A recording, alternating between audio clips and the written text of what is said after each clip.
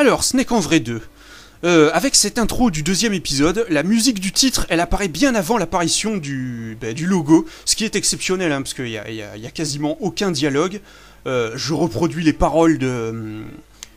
mes gestes, c'est les paroles de la chanson en fait. Le journal sur la table, je souffle sur les braises. Bon là c'est une chaudière électrique, hein, donc ça sert pas à grand chose de souffler dessus. Mais voilà quoi, c'est l'un des rares moments où on voit un morceau de la cuisine, hein, j'ai envie de dire. Je chante aussi hein, vers la fin, mais j'ai vraiment mis le son de ma voix très bas, vu que je chante comme une casserole, et j'ai vraiment voulu vous épargner ça. Mais bon.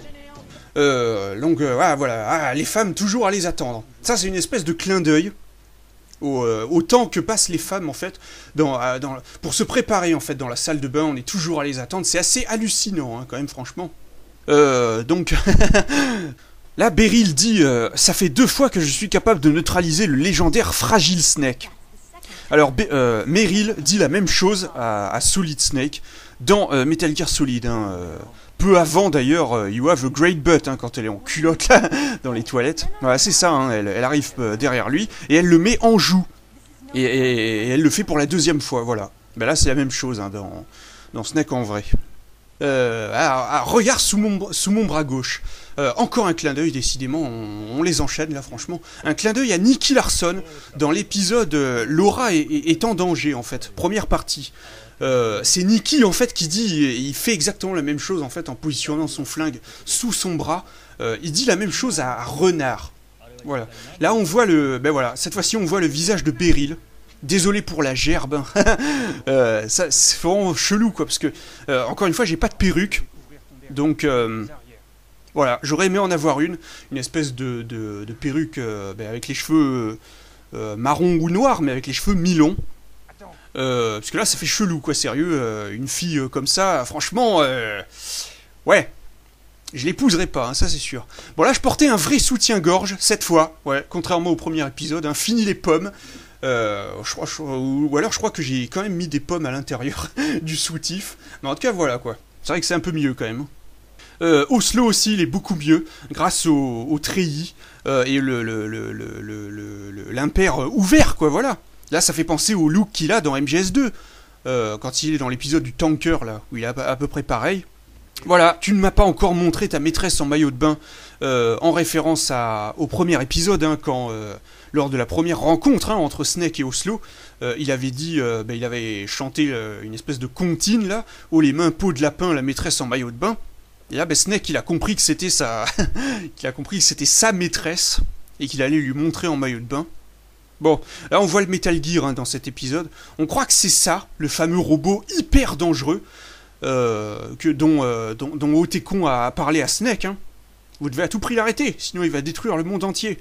Ben là, plus tard en fait, on apprendra dans le 7e épisode que c'est juste le pied droit. Voilà, le pied droit du robot. Et ça tombe bien parce que ça ressemble à un sabot en fait. Un espèce de presse-papier en métal là. Ça faisait son poids hein, quand même à ce truc. Mais il aura fallu attendre longtemps, hein, quand même, franchement, pour apprendre que c'était juste le pied droit du robot. Pendant tout ce temps, on s'imagine que c'est ça, Metal Gear. C'est assez marrant, quoi. Alors, ouais, le coup du chapeau. Voilà, avec le bruit de la ration dans MGS 1 et 2. On se demande comment Snake a pu attirer un objet qui n'est fait que de tissu, hein, franchement, avec un aimant. Bon, voilà, My Hat, hein, comme je vous l'ai dit tout à l'heure. Référence à MGS 3, hein, lors du duel, quand on se bat contre lui dans MGS3, et bien Oslo dit la même chose hein, quand on tire dans son béret. Ouais, cette scène me fait bien rire hein, quand même, franchement. C'est censé être des ennemis jurés en situation tendue et tout, et ils se balancent des vannes à la con, ils se chamaillent comme des gamins à propos d'un chapeau. C'est vraiment naze quoi, dans une cour de récré, ouais. Bon, ouais, quand j'y repense, hein, franchement, on n'a jamais su comment Oslo a récupéré son chapeau, en fait, après coup, là. Comment il a fait pour... parce que là, il va partir sans lui.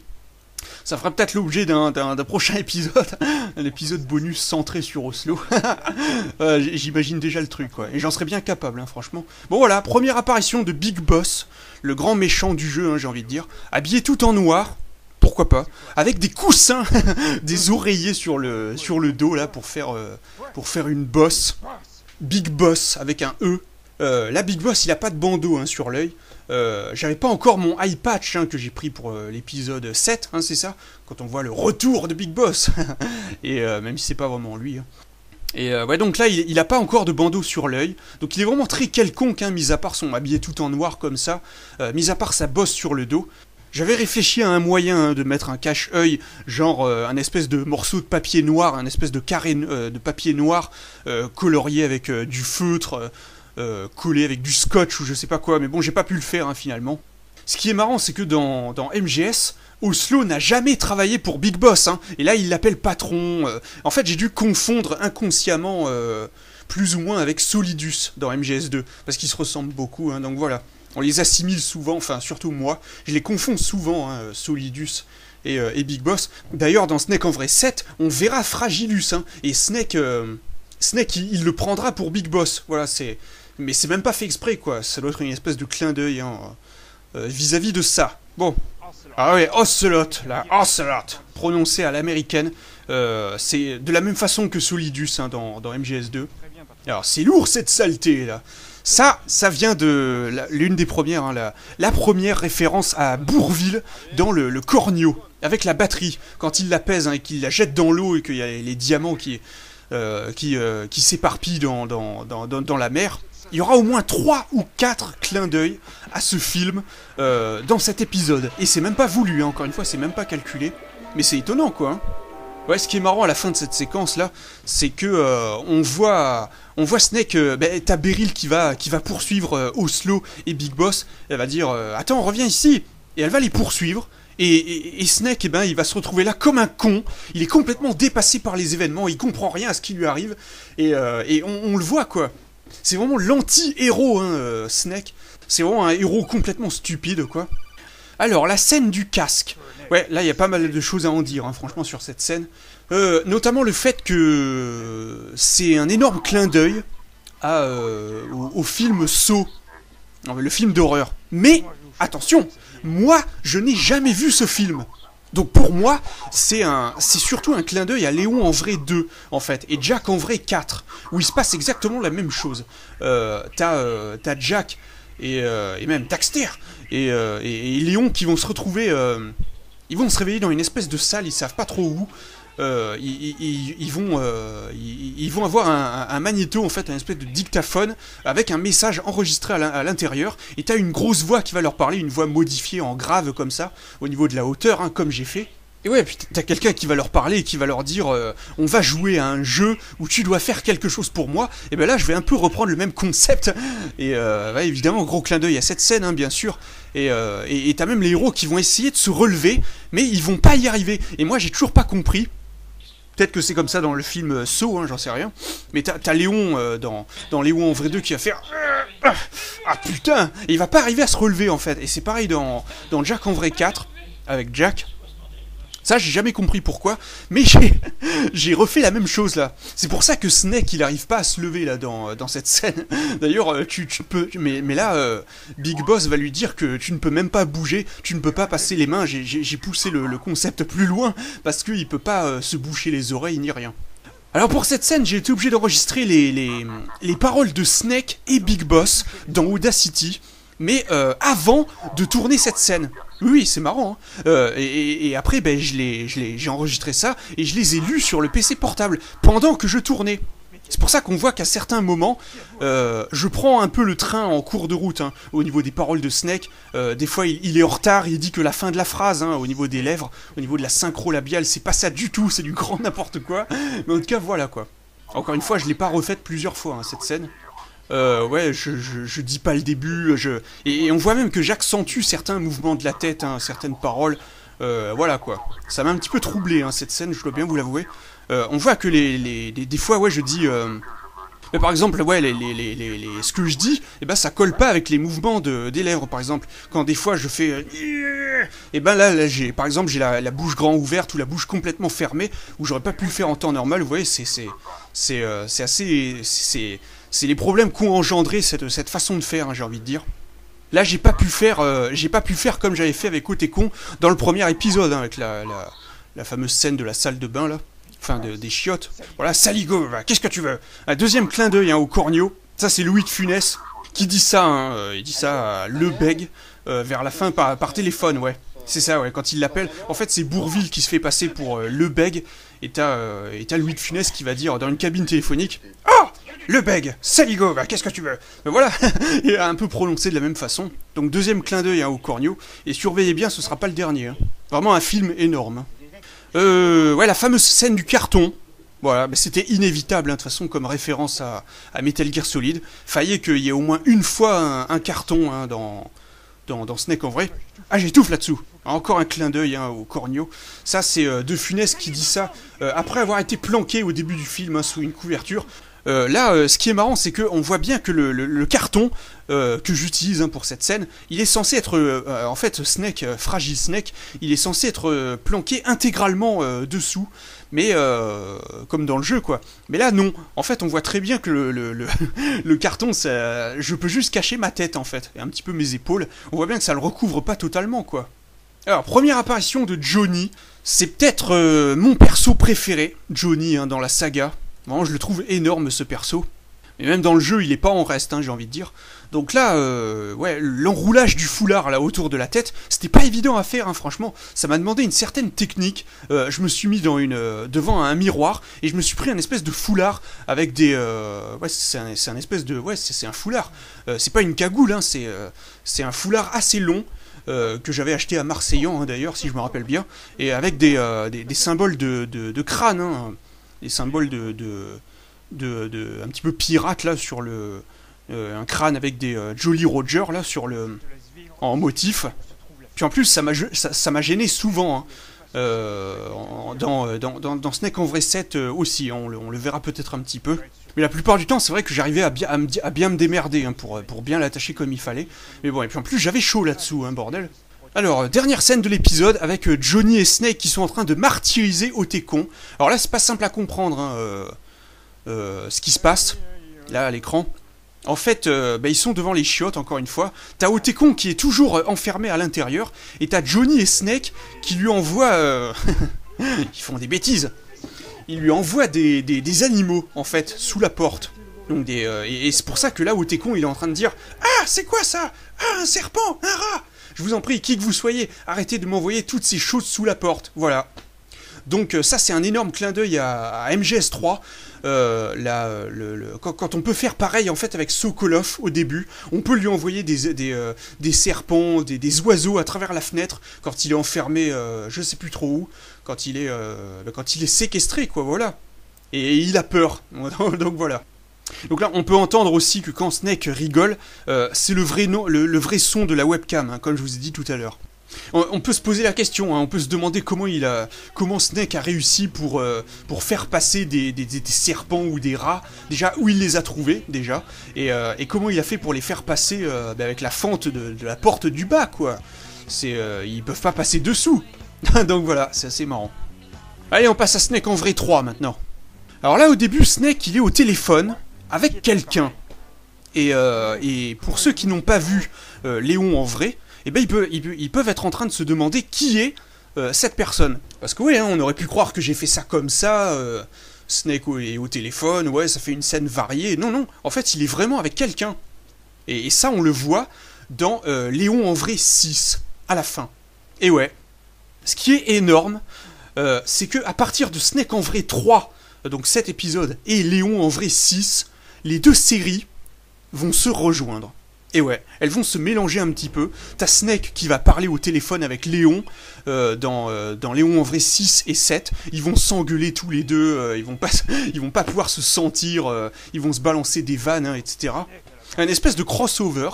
Et ça, franchement, ça m'a fait extrêmement plaisir. C'est moi, Adrien, qui m'a demandé de lui faire des scènes hein, à la webcam. Et ces scènes-là, on voit que c'est moi-même qui les ai tournées. Et voilà, quoi, il m'a donné un texte à réciter. Et voilà, quoi, je l'ai fait. Je lui ai envoyé, il a fait ça dans Léon en vrai 6 et 7. Et on va se parler par téléphone. Voilà. Mais à l'époque, on cherchait déjà un moyen de faire un projet en collaboration, hein, nous deux ensemble. Là, on a été obligé de faire par téléphone. On a cherché un moyen de faire ça en vrai, quoi, j'ai envie de dire, nous deux en même temps. Mais bon, voilà, on habitait trop loin, hein, malheureusement. Donc là, Léon va lui raccrocher au nez. Et c'est pour ça que Snake se demande comment avez-vous eu ce numéro, hein, etc. Et là, il va raccrocher. Et 2 secondes après, t'as quelqu'un qui le rappelle. Là par contre, là aussi on peut se demander, hein, WTF, c'est quoi ce délire? C'est encore un clin d'œil à GTA San Andreas. Eh ouais, étonnant hein, franchement. Et là en fait, ce qui vient de lui arriver, là je pense qu'il y a peu de gens qui doivent l'avoir compris ça. Là t'entends quelqu'un qui lui dit connard avec l'accent, avec les R roulés. Et Snake raccroche et il dit tain, elle est con, elle. Oui, elle. Donc c'est une fille qui lui a appelé et qui lui a qui l'a traité de connard et qui lui a raccroché au nez tout de suite après. Et ça c'est qui dans GTA San Andreas? Eh ben c'est Catalina. Et ouais, il se passe la même chose hein, dans le jeu. Elle nous fait le même coup quand on incarne CG, hein, bien sûr. Et voilà quoi, elle nous appelle quand c'est fini entre eux. Parce qu'à un certain moment ils vont sortir ensemble, mais après elle va devenir hystérique, elle va l'appeler pour lui dire un petit peu de la merde. Et ben voilà. Étonnant hein, quand même, des fois mes références il faut les chercher assez loin. Ouais, là la couleur du logo de Snake en vrai 3, c'est pas la bonne là dans la vidéo. Là elle est de couleur bleue, je crois que c'est la même que dans le 2. En fait elle devait être de couleur bleu ciel. En fait j'adore ce début de l'épisode 3 là. Après le logo, parce que t'as Johnny, Otekon et Snake qui font une espèce de colocation à 3, ils vivent ensemble, et alors que Johnny, à la fin du 2e épisode, c'était encore un bad guy, quoi. C'était un méchant, et là il se retrouve à habiter avec eux, on sait pas trop pourquoi.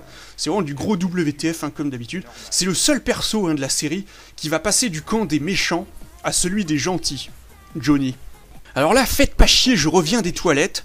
Ben là, bah oui, parce que les toilettes ça sert à ça, hein, ça sert à chier, et quand quelqu'un nous énerve, et ben on dit tu fais chier, voilà, donc c'est pour ça. Mais je crois, j'en suis pas sûr, que j'avais vu cette phrase dans le pseudo de l'un de mes contacts hein, sur MSN à l'époque, il y a 4 ans, et voilà quoi. D'ailleurs, la discussion entre Snake et Otekon qui va suivre là sur le Metal Gear, où ils vont parler de presse-papier, c'est la même chose, hein, etc. Un fer à repasser. Ça, cette conversation, je l'avais eue avec Shiraishi. Oui, avec Shishi. Hein. En tout cas, c'est ce qu'il m'avait dit hein, dans les commentaires, mais moi, je m'en souviens plus trop. J'ai même pas fait exprès, hein, de toute façon, de redire un petit peu la même chose. Alors, à 2 minutes 38, là, on peut voir que Snake tourne la tête vers la bonne direction quand il s'adresse à Johnny. Parce que tout à l'heure, quand il a rigolé, il rigolait sur Otekon, il disait eh, ne vous plaignez pas, on vous a envoyé de la compagnie. Et là, t'as Johnny qui va se tourner vers sa gauche, et t'as Snake qui va se tourner vers sa droite, mais vraiment à plus de 90 degrés, hein. Donc c'est pas logique, parce qu'en fait Johnny il est censé être sur le cadran d'une horloge, quand on dit canon en vue à 3 heures ou ennemi à 10 heures, ben voilà, ça détermine sa position, et ben là en fait il est censé se trouver par rapport à Snake. Si lui il est au milieu des aiguilles là, et ben il est censé se trouver à 1 heure en fait. Alors que Otekon, lui, il est censé se trouver à 12 heures par rapport à Snake, juste en face de lui. Donc en fait voilà, Johnny il est censé être juste à côté d'Otekon. Et là c'est pas évident quoi. Je tourne la tête un petit peu dans la mauvaise position, donc voilà quoi. Ça arrive souvent hein, de toute façon dans la série. Bon mais bien sûr, hein, en tant que Jik, ça fait plaisir hein, à Otekon de pouvoir mater de la fesse, hein, j'ai envie de dire. Donc c'est pour ça là le coup de la prostituée et tout. Mais ce qui est marrant, c'est que dans l'épisode 5, on apprendra de Snake que finalement c'est une stripteaseuse, voilà, qu'ils ont appelé. Parce que Otekon s'est débiné, il s'est dégonflé. Et d'ailleurs, dans le générique de fin, quand on va voir Otekon qui va tomber, et ben c'est en voyant la stripteaseuse, voilà. D'ailleurs, assez marrant hein, cette scène, quand je tombe là avec Otekon, je me demande comment j'ai fait pour me rattraper là, sérieux, à moins que j'ai mis un matelas en dessous, j'en sais rien, mais en tout cas voilà quoi. Première apparition de Red N. Alors au départ, je voulais vraiment... ouais. Étonnant quand même, franchement, cette anecdote. Oui, ce qu'il faut savoir, c'est qu'au départ, pour cette scène, je voulais vraiment me foutre à poil. Mais totalement, hein. Parce que le coup du gars qui court les mains devant les couilles à moitié à poil, c'est un clin d'œil à Raiden hein, dans MGS2. On le reverra même hein, dans le Metal Gear Raiden, c'est ça, l'espèce de série de vidéos humoristiques là, où il essaye de piquer la place de Snake. Ça aussi, hein, c'est un clin d'œil Enfin, j'en referai un autre plus tard dans l'épisode, vous allez voir. Ouais, donc c'est ça, au départ, je voulais vraiment me foutre à poil, mais bon, je me suis dit que ce serait peut-être un peu trop abusé, hein, surtout pour vous. Valait mieux vous éviter cette vue. Donc finalement, je me suis foutu en t-shirt et en slip. Ouais, donc le coup du flingue dans la bouche, c'est un clin d'œil à un trailer de Metal Gear Solid 4, en fait, qui n'a pas été gardé dans le jeu. Mais pourtant, hein, ce qui est étonnant, c'est que le jeu n'était pas encore sorti à l'époque, hein, mais on voyait déjà des trailers, et on voyait Snake, Old Snake, qui se mettait le flingue dans la bouche, hein, comme ça, et il voulait mettre fin à ses jours. Mais finalement, cette scène, on la voit pas dans le jeu. Pas quand il est au beau milieu des ruines comme ça, hein. Donc là, t'as Red N qui dit ah, enfin, je vais pouvoir prendre sa place. Le rôle principal est pour moi. Voilà. Mais là, il parle de Snake. Hein. Il veut devenir le héros principal de la série. Tout comme dans Metal Gear Raiden. Voilà. Où on voyait la même chose hein, dans cette vidéo bonus. Alors là, mine de rien, le fait de se mettre un flingue sur le cul tout seul, hein, parce que j'étais tout seul, eh ben, ça a demandé un... C'était pas si évident que ça, hein, sérieux. C'était pas évident quoi pour s'allonger le bras suffisamment, j'ai envie de dire. Enfin bref. Bon, alors là, bon évidemment, hein, bien sûr, là, clin d'œil à Naruto, la technique de Kakashi, hein, 1000 ans de souffrance, où il met les doigts dans le cul hein, de Naruto, hein, dans les tout premiers épisodes. Ben voilà, mais là en plus avec un flingue, je me demande ce que ça aurait fait, hein, ça aurait été encore plus douloureux. Voilà, t'as Snake qui croit que c'est le téléphone qui sonne, hein, alors que c'est son codec. Par contre, à l'époque, j'avais pas encore les sons de Metal Gear Solid 3, les effets sonores sur mon PC. Juste ceux de MGS2. C'est pour ça qu'on entend le bruit du codec, là. Mais là, Snake, il se met à genoux, là, et en fait, il allume sa radio en se tournant le téton. Voilà, comme le dit Red N. Hein. Et ça, ben... ça vient de MGS3, voilà, avec la radio. Où Big Boss il faisait la même chose hein, pour répondre à ces appels de la radio. Donc là il aurait été plus logique de mettre le son l'espèce de grésillement là.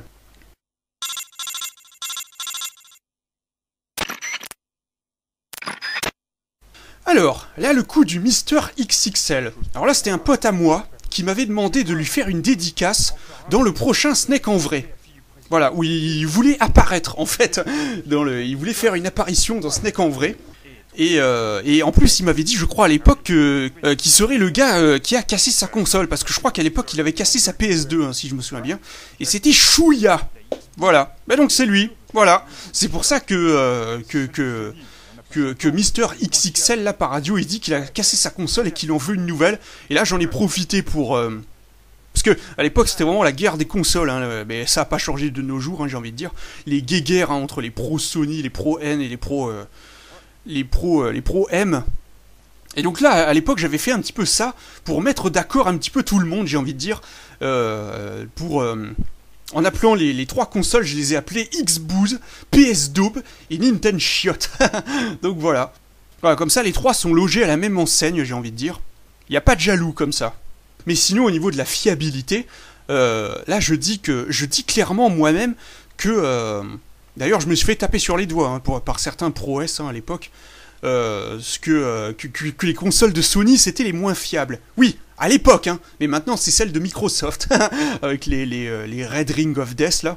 Mais oui, à l'époque, la PS2, c'était pas un modèle de fiabilité. Hein. Moi, des PS2, j'en ai eu 3, hein, donc voilà.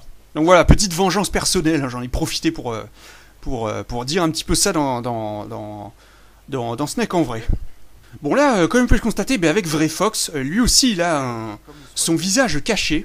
Mais là encore une fois, c'est pas une cagoule. Mais comme vous pouvez le constater, cette fois-ci, il n'y a pas de motif blanc sur le foulard. Eh ben c'est normal, vu que c'est pas un foulard, c'est un pantalon de pyjama que j'ai enroulé tant bien que mal, hein, encore une fois, autour de la tête. Je m'en suis pas trop mal démerdé et mine de rien, ça tenait assez bien. On peut voir que, comme à pas mal d'autres moments, il y a des fois où la couleur noire sur les vêtements, elle apparaît en rouge. Ça aussi, on pouvait le voir hein, à la fin du premier épisode de Snake en vrai, quand Snake parle avec Beryl. On peut le voir, hein. Des fois, t'as certains pantalons qui apparaissent en rouge. Ça, c'est dû à l'éclairage, hein, bien sûr, avec le soleil, hein, ou ce genre de truc. On peut voir aussi que là, il y a l'une des nombreuses erreurs de plan, j'ai envie de dire, hein, dans Snake en vrai.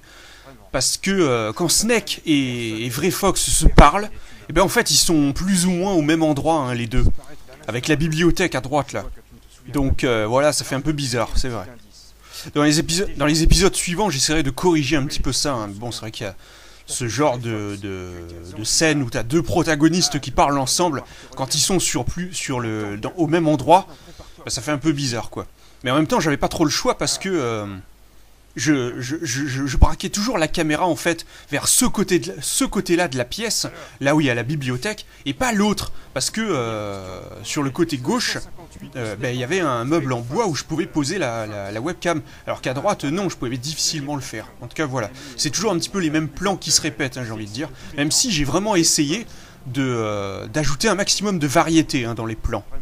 Alors, là c'est un petit peu bizarre, j'ai pas eu confirmation, mais la phrase que Snake dit à ce moment-là, sur le champ de bataille, personne n'a d'amis, personne n'est humain, il n'y a que des machines de guerre susceptibles de disparaître d'un instant à l'autre.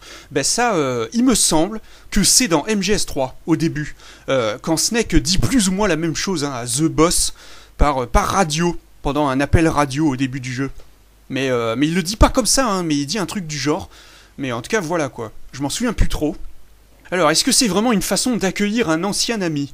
Oui, donc VrayFox, il dit ça, parce que c'était lui, Mister XXL, hein, qui a parlé à Snake par radio. Ouais, bien sûr, hein, parce que c'est Mister X dans MGS2, hein, c'est ça. Alors, je me rappelle de toi, tu t'appelles VrayFox, tu étais à Zanzibar. Pourquoi? C'est quoi cette histoire de Zanzibar? Pour ceux qui n'ont joué qu'à MGS, hein, ils peuvent se poser la question. Hein. Et ben c'est parce que l'action de Metal Gear 2 Solid Snake sur MSX, et ouais, un jeu oldies, hein, les préquels, hein, de MGS, et ben elle se passe à Zanzibarland. Et effectivement, VrayFox, il y était. Et ouais, pas mal, hein, franchement, le L4, il en connaît un rayon, hein, quand même. Donc là, il y a une version en couleur qui existe pour cette image de Nami, héroïne de One Piece, hein, à l'époque je disais, c'était le perso de manga la plus sexy de tous les temps. Bon, c'est sujet à débat, hein, j'ai envie de dire. Même moi, j'en suis plus trop persuadé, hein, actuellement. Mon avis a eu le temps d'évoluer, j'ai envie de dire. Mais c'est clair que cette image-là, elle en vaut plus que le coup. Ah! D'ailleurs, on entend quelques notes, hein, du thème de Nami de l'anime One Piece. Alors, Yozaki est un... On n'a pas fini avec One Piece, hein, regardez. Yozaki est un mélange entre Yosaku et Sasaki. C'est vrai. Et c'est peut-être pas clair pour certains, pour ceux qui connaissent pas, encore une fois, mais Yozaki, c'est le nom de famille de Johnny dans Snake en vrai. Bon, Yosaku, c'est l'ami le pote, hein, le camarade avec qui il est toujours fourré, d'un gars qui s'appelle Johnny. Ça s'invente pas, hein, dans One Piece. Voilà, t'as Johnny et Yosaku, voilà, ils sont toujours fourrés ensemble. C'est des amis de Zoro, hein, si je me souviens bien. Et là, ben, t'as Sasaki, c'est le nom de famille de Johnny dans Metal Gear Solid. Et voilà, c'est pour ça que Sasaki plus Yosaku, ça fait Yozaki. Et ouais, le nom de famille de Johnny dans Snake en vrai. Là aussi, il fallait le savoir, hein, c'est clair. Je sais pas pourquoi j'ai écrit VrayFox, je l'ai écrit avec un E, en fait. Parce que Gray... Ben c'est normalement gris en anglais, ça s'écrit avec un E. Mais là, en fait, non, je me suis aperçu que VrayFox, ça s'écrit avec un A. Donc, en fait, la vraie orthographe de VrayFox, ben, c'est avec un A. Et ça tombe bien parce que son nom, il est composé de vrai ou faux.